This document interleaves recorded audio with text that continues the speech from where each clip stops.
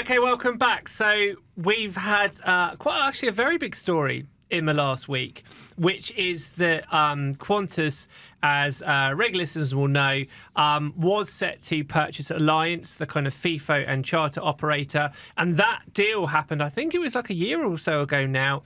And then it was kind of kiboshed by the ACCC. But we didn't know whether Qantas would essentially appeal that decision. A few days ago, Qantas come out and said that they were going to essentially discontinue with that deal. Essentially, it was too much trouble for what it was worth. Jake, tell us a little bit about this, because this is quite a major rollback. Yeah, this was in a joint statement, so this was not just Qantas walking away. Alliance has walked away from it as well. Basically, they said there's no reasonable path forward, given its opposition by the ACCC. Qantas will still keep its 20% stake in Alliance, and they will keep this agreement that will see Alliance, fly up to 30 E190s for Qantas under this wet leasing. And in fact, Qantas is going to exercise an option for 4 additional E-jets under the agreement. So Alliance will be operating 26 E190s on Qantas's behalf. This will happen by April next year. But essentially, the statement said both companies believe that the acquisition would have created customer value without lessening competition in the highly competitive resources sector, particularly through the efficiencies created through a combined fleet of F-100 aircraft. Qantas will continue to serve the growing resources sector through its existing charter operations. It currently has around 27% of the total charter market. What's interesting about this is arguably the first significant decision that Vanessa Hudson, the new CEO, has made. Now, we wouldn't necessarily know what the maestro would have done, but when he was asked about it a number of months ago, he sort of hinted that the plan was to continue to go on and fight this. Certainly, we didn't get any impression. How do you read this, Jake? Because the way I look at it, if Alan Joyce was in charge, he was not a man to give up on any battle ever. So how do you read this? Because this feels like Vanessa's looked at it and gone, we've got enough on our plate as it is. The last thing we want to do is have another row with the ACCC. It's not worth getting involved.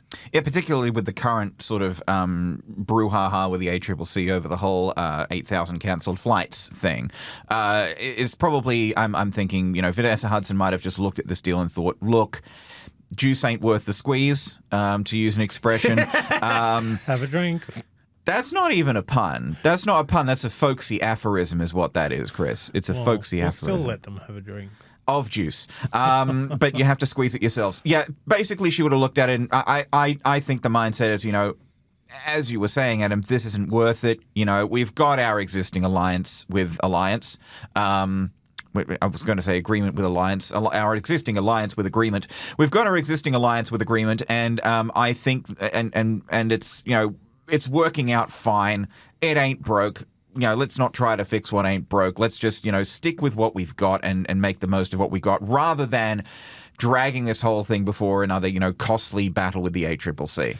One of the interesting things is that what used to be the fairly quiet FIFO sector has, in the last year or 18 months, got a lot more interesting, in that you had Qantas obviously attempt to buy Alliance, and you had Rex as well by Cobham, which essentially to boost their National Jet Express.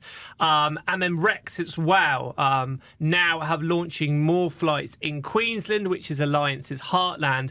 And then one of the reasons that this has all happened is that in a very uncertain world that we've certainly had during COVID, and in the uncertain world that we seem to be heading into, obviously we've still got a war in Ukraine, potentially or perhaps currently a war, with Israel and Palestine, and potentially a wider conflict.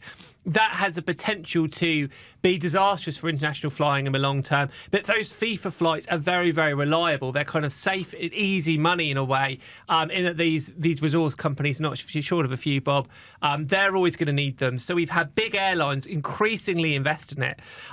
So for me, it's very, very significant that Qantas has decided to cut their losses and move out of this market.